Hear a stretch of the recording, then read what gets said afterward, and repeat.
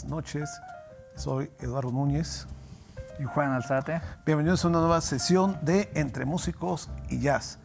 Hemos hablado de ya varios jazzistas muy importantes que fueron parteaguas del gran movimiento que hubo en el siglo XX en el jazz. Hemos hablado de grandes saxofonistas como Charlie Parker, hemos hablado de John Coltrane Master. Hoy tenemos que hablar de Lester Young, uno de los principales saxofonistas, ¿no? Que fue modelo de otros contemporáneos y que realmente es un aporte muy importante, incluso algo diferente a Hopkins, ¿no? Totalmente. En los años 30 fue cuando el saxo tenor empezó a tener como mucha importancia gracias a Coleman Hawkins. Y Coleman Hawkins tenía un sonido grande, pesado, muy influido también por el fraseo de Louis Armstrong. Sí. Y entonces ese estilo lo desarrolló Coleman Hawkins haciendo como más arpegios, sustituciones de acordes. Fue el primer jazzista ya metiéndose más en la armonía de una manera más moderna. Tan es así que Coleman Hawkins siguió hasta la era moderna del jazz. Y Lester Young era un sonido más delgado, pero tremendamente lleno de swing, pero su armonía, en vez de la de Coleman, que era más de arpegios, la de Lester se le consideraba como horizontal, más melódica, más dentro de las escalas, más que dentro de los acordes. Un lenguaje totalmente diferente, ¿no? Totalmente, y además de ahí, Charlie Parker se fusiló mucho de las frases de Lester Young, pero Charlie Parker lo hacía más rápido, pero Lester Young era como más tranquilo. Para la gente que no conoce tanto a Lester Young, una referencia es como Stan Getz. El sonido de Stan Getz viene de Lester Young, que ya hablamos de él. Tocar. Además ya hablamos de Stan Getz. Y hablamos de Stan Getz, ¿no? Este importante saxofonista que gracias a él, Bossa Nova, recordemos, tuvo un impacto muy importante. Pero aquí cabe algo mencionar ahorita que está comentando el maestro Juan, es el saxofón, el antes, ¿no? O sea, fíjense que con el jazz, muchos instrumentos que estaban dentro de las orquestas estaban escondidos, nomás tocaban cuando les tocaba participar. Con el jazz tuvieron la oportunidad de ser instrumentos solistas, llámese que sea, ¿no? Clarinete, trompeta, trombón, saxofón, mismo xilófono. O sea, todo tuvo la posibilidad dentro del jazz de que pudieran ahora sí que instrumentistas de estos, valga la redundancia, los instrumentos pudieran hacerse grandes virtuosos. ¿Y a qué me refiero? El sax. Estaba igual, ¿no? O sea, gracias al jazz empieza a haber una nueva tendencia de este nuevo instrumento, ¿no? Sí, claro. De hecho, el saxofón es un instrumento muy moderno.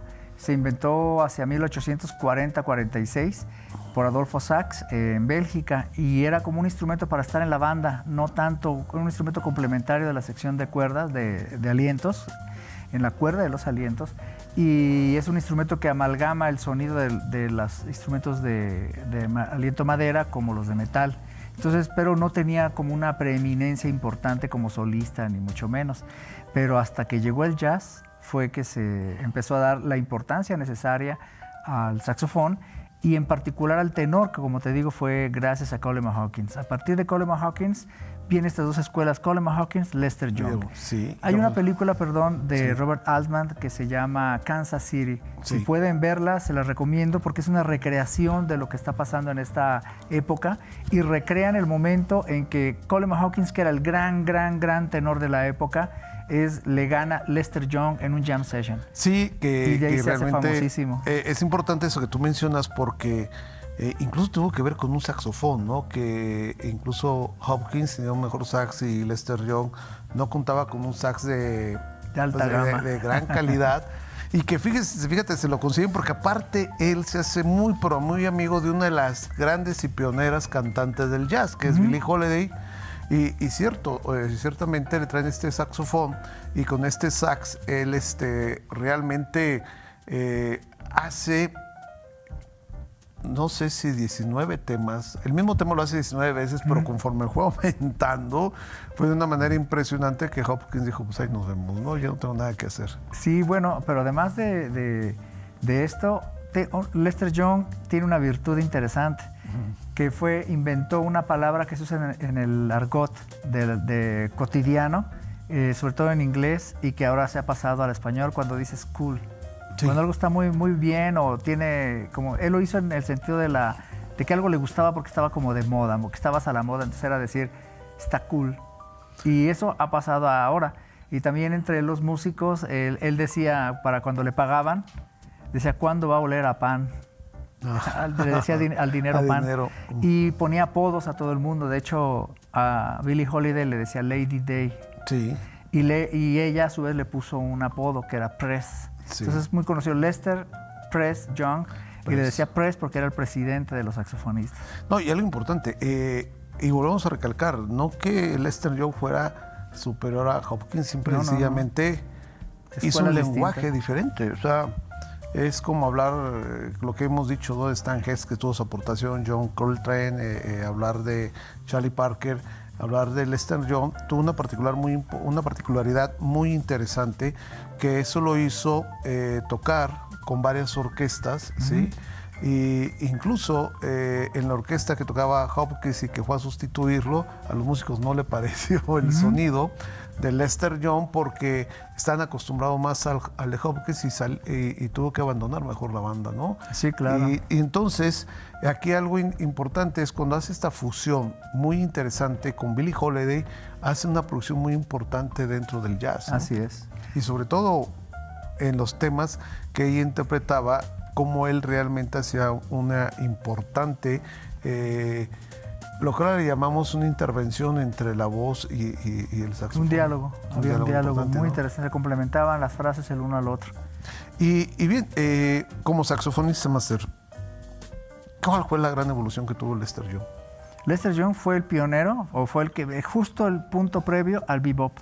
Fue el que ya predijo que venía el jazz moderno.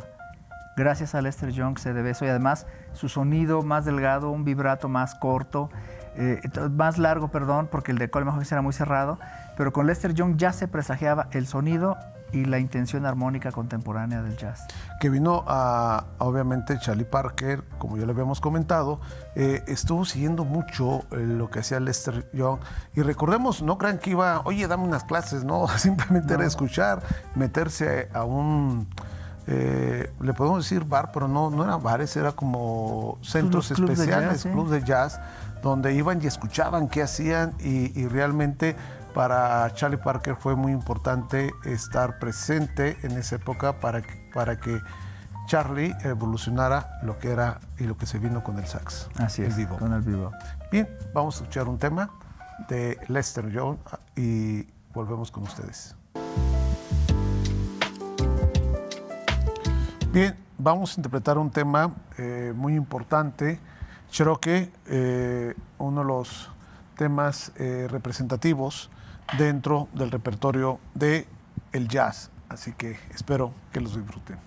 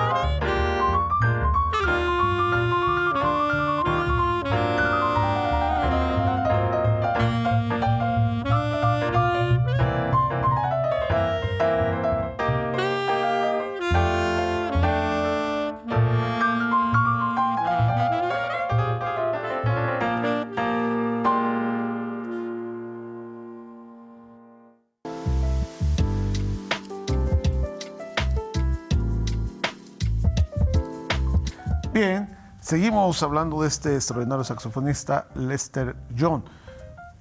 ¿Qué pasa después de con Lester Young, Master? Que pasan muchas veces, ¿no? Como que haces una revolución y después otros llegan y no, y van la mejoran tomando el lenguaje y lo van mejorando, ¿no? Sí. Pero Lester Young en su época se hizo muy famoso por ser parte de la orquesta de Count Basie. Sí. Él le dio como mucho sentido a la organización de los saxofones y el sonido de él y los solos sobre todo eran lo fundamental en la evolución de Count Basie como orquesta. Después Count Basie, aparte de la orquesta, hacía grupos pequeños, Count Basie 7 o demás.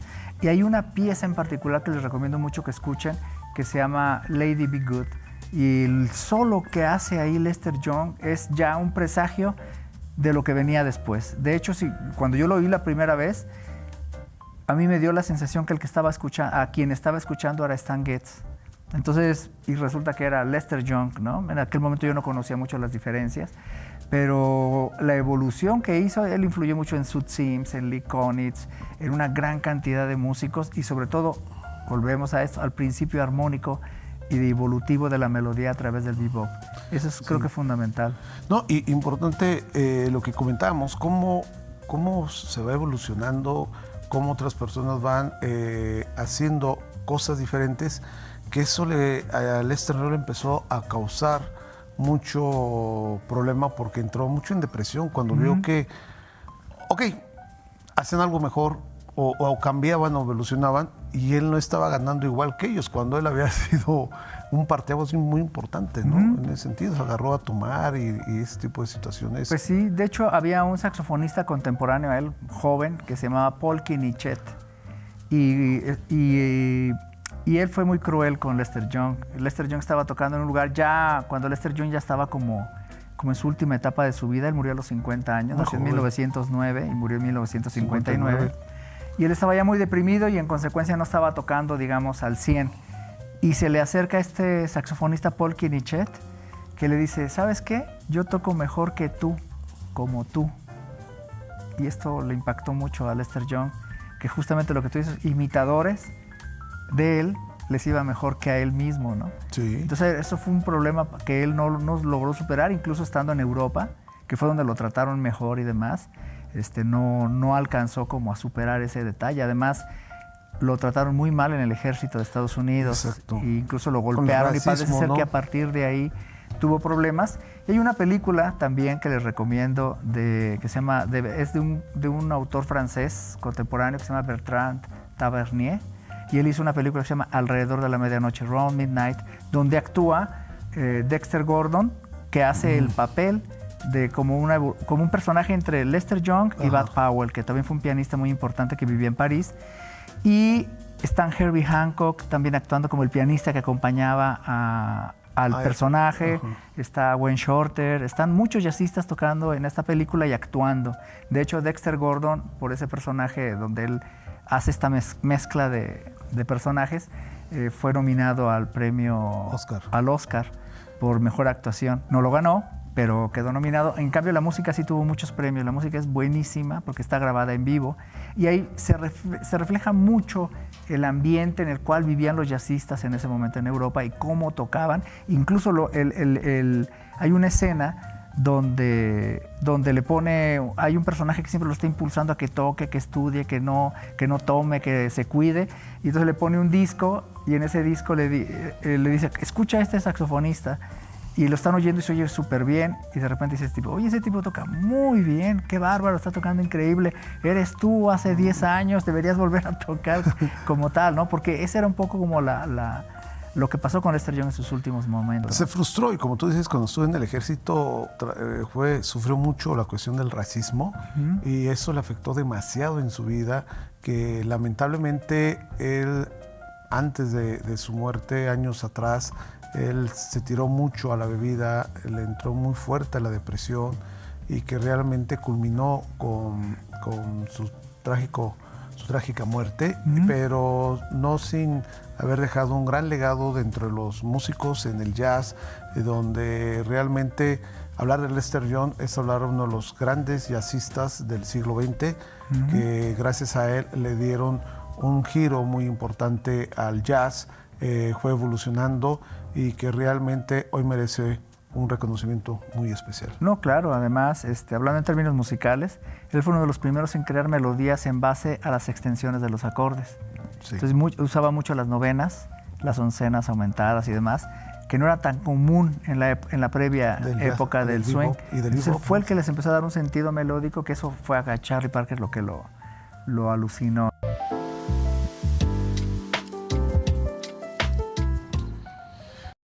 Bien, vamos a interpretar un swing muy delicioso, muy ameno, de Lester Young. Lester Lives In, como Lester saltando, ¿no? Así como que de alegría. Y es un swing muy característico de los años 30, ¿no? El swing como estaba en su mero apogeo. Espero que sea de su agrado.